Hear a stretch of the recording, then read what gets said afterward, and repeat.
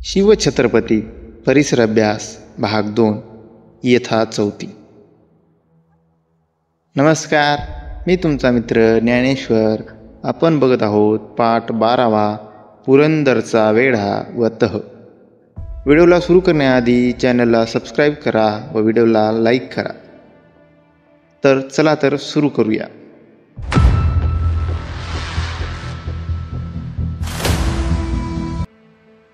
सुरतेवर छापा. या विजयानंतर शिवराय स्वस्थ बसले नाहीत. औरंगजेब बादशाहांच्या फौजा महाराष्ट्रात धुमाकूळ घालत होत्या. तेव्हा बादशाहावर जबर वचक बसवण्यासाठी शिवरायांनी सुरत शहरावर छापा घातला. कुठे पुणे व कुठे सुरत. सुरत म्हणजे त्यावेळची मुघली मुलखातील मोठी व्यापारपेठ. खूप सधन शिवरायांनी सुरतेवर छापा घालून लक्षावधी रुपयांची लूट मिळवली. सुरतेच्या लुटीत शिवरायांनी नीती सोडली नाही. चर्चात वा मशिदी यांना हात लावला नाही. स्त्रियांना त्रास दिला नाही. सुरतेवरील या आक्रमणामुळे बादशहाचा भयंकर चिडला. त्याने मराठ्याचे राज्य नष्ट करण्याचा निश्चय केला. मिर्झा राजे जयसिंग यास आपल्या बलाढ्य सेनापतीला त्याने शिवरायावर धाडले. त्यांच्या सोबतीला दिलेर खान हा आपला विश्वासू सरदार दिला. अलोट खजिना आणि अफाट दारुगोळाही बरोबर दिला. जयसिंग आणि दिलेर खान प्रचंड फौजेसह दक्षिणेत येऊन पोहोचले. स्वराज्यावर फार मोठे संकट आले. सुरतेच्या मोहिमेवरून शिवराय परतताच तोच सन 1664 मध्ये त्यांना कर्नाटकातून एक दुःखद बातमी समजली. शिवरायांचे शहाजीराजे यांचे शिकारीच्या प्रसंगी अपघाती निधन झाले. शिवराय व जिजाऊ यांच्यावर दुःखाचा डोंगर कोसळला. मातोश्रीचा गळा पडून शिवरायांनी या दुःखात त्यांना सावरले. पुरंदरला मुघलांचा वेढा. पुरंदर हा शिवरायांचा प्रचंड व बळकट किल्ला होता.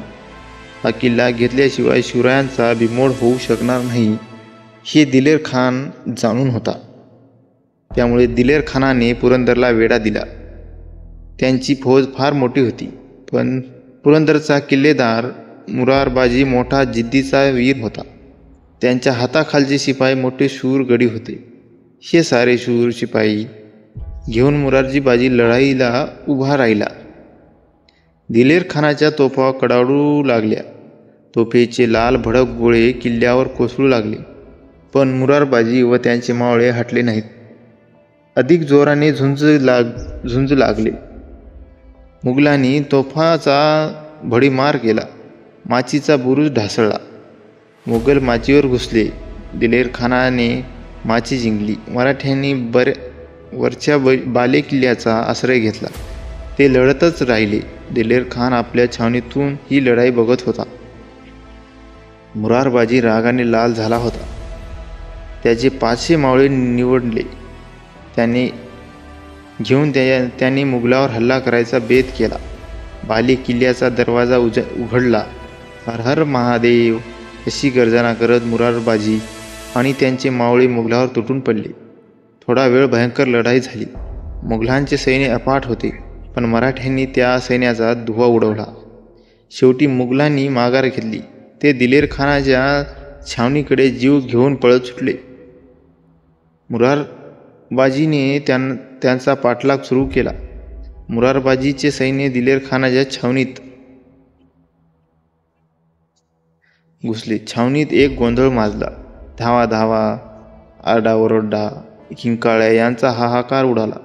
घाईघाईने दिलेर खान हत्तीवर अंबारीत बसला. त्याने समोर पाहिले तो त्यास मुरारबाजी दिसला. मुरारबाजीची तलवार कोणाच्या छाताडात, कोणाच्या मस्तकात तर कोणाच्या कंठात घुसत होती. मुरारबाजी कोणालाही आटोपत नव्हता. त्याचे शौर्य बघून दिलेर खान थक्क झाला. मुरारबाजीचा अतुल पराक्रम. त्याआधी व्हिडिओला लाईक करा व चॅनेलला सबस्क्राईब करा. दिलेर खानाला बघून मुरारबाजी चवताळला. कापा, तोडा, मुडदेपाडा असे ओरडून तो शत्रूवर धावला. त्यांची शमशेर जोराने फिरू लागली. जो आड आला तो ठार झाला. या एकट्या वीराला मुघलांनी चोहेकडून घेरले. इतक्या दिलेर खान अंबारीतून ओरडला, थांबा. मुघल थांबले. क्षणभर मागे सरकले. खान मुरारबाजीला म्हणाला, मुरारबाजी, तुझ्यासारखे शमशेर बहाद्दर मी आजवर पाहिला नाही. तू आमच्या बाजूने ये. कौल घे. बादशाह तुला सरदार करतील, जहागीर देतील, बक्षीस देतील. मुरारबाजीने दिलेर खानाचे शब्द ऐकले. रागाने त्याचे डोळे लाल झाले. तो चवताळून म्हणाला, अरे आम्ही शिवाजी महाराजांची माणसे. तुझा कौल घेतो की काय?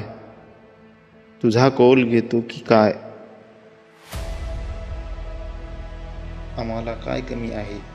तुझ्या बादशाची जहागिरी हवी कोणाला? मुरारबाजीने खानाच्या दिशेने झेप घेतली आणि तो तुफान कत्तल करत दिलेर खानाने अंबारीतून बाण सोडला. तो बाण थेट मुरारबाजीच्या कंठात शिरला.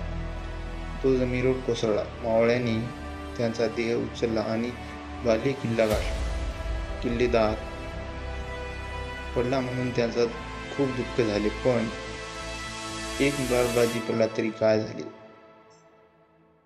आम्ही तसेच शूर आहोत, हिंमत धरून लढतो, असे म्हणून ते न डगमता पुन्हा निकराने लढू लागले. ही बातमी शिवरायांना कळल्यावर ते फार दुःखी झाले. त्यांनी विचार केला, एक किल्ला वर्षभर लढत येईल, पण विनाकारण माणसेही मरतील. शिवरायांना ते नको होते. पुरंदरचा तह करणार काय? शक्ती चालेना, युक्ती उपयोगी पडेना. तेव्हा काही काळ माघार घेणेच योग्य, म्हणून मुघलांशी तह करायचा असे शिवरायांनी ठरवले. शिवराय स्वतः जयसिंगाकडे गेले.